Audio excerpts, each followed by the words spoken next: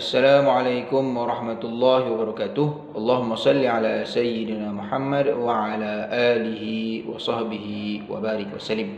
Murid-murid tahun 5 yang dikasihi sekalian, insya-Allah hari ini adalah mata pelajaran subjek akidah. Ini adalah sambungan bagi pelajaran sesi yang lepas dan kita akan masuk pada tajuk yang terakhir bagi subjek akidah, iaitu tajuk memahami sifat qudrah Allah Subhanahu wa taala. Insya-Allah seterusnya kita akan melihat slide yang akan saya paparkan sebentar saja lagi. Pelajaran akidah pada tajuk memahami sifat qudrah. Apa itu sifat qudrah? Qudrah bererti Allah Ta'ala maha berkuasa untuk mengadakan sesuatu. Qudrah bererti Allah Ta'ala maha berkuasa untuk mengadakan sesuatu. Sekali lagi kita ulang.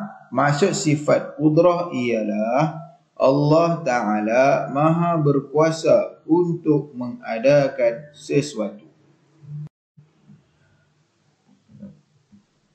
Qudrah adalah sifat yang wajib bagi Allah Ta'ala yang semua orang Islam mesti pelajari dan tahu. Tanda Allah Ta'ala berkuasa ialah dengan terciptanya sekalian makhluk di alam ini. Kuasa Tuhan berbeza dengan makhluk.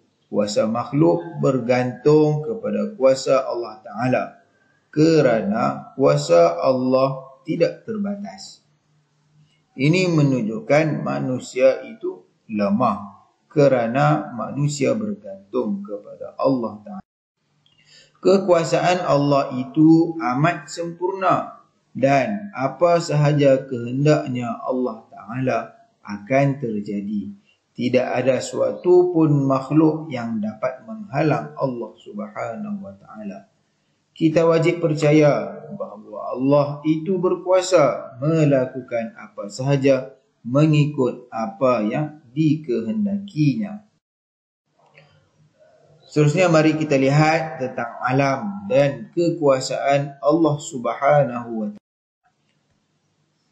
Mari kita lihat seluruh alam ini diciptakan oleh Allah Subhanahu wa Ta'ala dengan kekuasaannya. Alam bumi dan alam di langit adalah alam terbesar di bawah kekuasaan Allah Subhanahu wa Ta'ala. Segala yang isi yang berada di dalam bumi ini dan segala isi yang berada di langit semuanya tertakluk di bawah pentadbiran dan penjagaan Allah Subhanahu wa Ta'ala. Tidak ada satu pun yang terlepas daripada penguasaan dan pemerintahan Allah Subhanahu wa Ta'ala. Semua perkara yang terjadi di bumi, di langit, di bawah pengetahuan Allah Subhanahu wa Ta'ala. Allah tahu segala yang berlaku. Seterusnya, murid-murid yang dikasihi oleh Allah SWT, mari kita lihat dalil nakli yang menunjukkan bukti Allah itu maha berkuasa. Daripada ayat Al-Quran, A'udhu billahi minasyaitanir rajim, wa huwa ala kulli syai'in qadir. Suratul Mulk ayat yang pertama, yang bermaksud dan memanglah dia Allah Subhanahu wa Ta'ala maha berkuasa atas setiap sesuatu. Ini bukti daripada Al-Quran menunjukkan Allah itu maha berkuasa. Dalil akli. Dalil akli ini adalah dalil daripada yang kita boleh dengan akal fikiran. Terus mari kita berfikir dan melihat kepada alam. Tanda keagungan Allah Ta'ala kita dapat lihat pada setiap ciptaannya. Seperti kita lihat kepada kejadian diri manusia itu sendiri. Mari kita lihat bagaimana diri kita diciptakan oleh Allah Subhanahu wa Ta'ala daripada kecil membesar sehingga ke hari ini. tentang kehebatan ciptaan manusia itu lagi, bagaimana darah yang mengalir di dalam badan kita bukan dengan arahan kita. Tetapi kita sedang-sedang, oh dalam badan kita ada darah, dalam badan kita ada jantung, ada hati, yang tidak pun kita membubuh benda itu dalam badan kita. Ini bukti Allah itu yang berkuasa menggerakkan tubuh badan kita. Seterusnya, bukti yang lain dapat kita lihat kepada tumbuh-tumbuhan itu sendiri yang tumbuh cantik di atas muka bumi ini. Dan haiwan, bermacam-macam jenis dan bentuk rupa haiwan. Gunung, ganang, lautan, bulan, bintang dan seumpamanya. Tengok, lihat kepada gunung ganang yang tinggi. Siapakah yang menciptanya? Lihat kepada lautan yang terbentang luas. Di dalamnya dipenuhi berbagai macam jenis-jenis ikan di lautan. Bermacam-macam. Bulan, bintang tersusun cantik di atas langit. Begitu jauh, siapa yang menciptanya? Sudah tentu Allah Ta'ala yang menciptanya.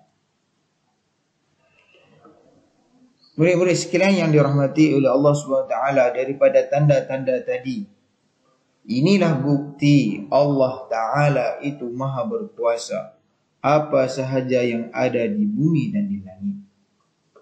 Oleh itu, kita hendaklah yakin kebesaran Allah Ta'ala. Dengan ini, ia dapat mengukuhkan lagi keimanan kita kepada Allah Subhanahu Wa Ta'ala. Bila kita yakin dengan sesungguh-sungguhnya semua penciptaan alam ini adalah di bawah kekuasaan Allah. Bukan kita yang menghidupkan pokok, kita hanya menanam. Tetapi yang membesarkan pokok itu menjadi tinggi adalah Allah SWT. Hukum mempercayai sifat qudrah Allah Subhanahu Wa Ta'ala. Apa hukum? Kita umat Islam wajib beriman dan mempercayai sifat qudrah yang ada pada Allah Ta'ala. Ini kerana Allah Ta'ala bersifat maha berkuasa ke atas setiap sesuatu yang diciptakan. Golongan yang ingkar, adapun orang yang ingkar untuk beriman, yakin kepada sifat qudrah Allah Subhanahu Wa Ta'ala, hukumnya adalah dosa besar dan membawa kepada kekufuran. Na'udzubillahi min dzalik. Kita minta jauh kepada Allah Subhanahu Wa Ta'ala daripada termasuk golongan yang kufur kepada kudrat Allah. Kesan bila mana kita mempercayai sifat kudrah. Apakah? Yang pertama, dapat mengukuhkan keimanan kepada kekuasaan Allah Subhanahu Wa Ta'ala. Iman kita tidak akan lagi merasa ragu-ragu.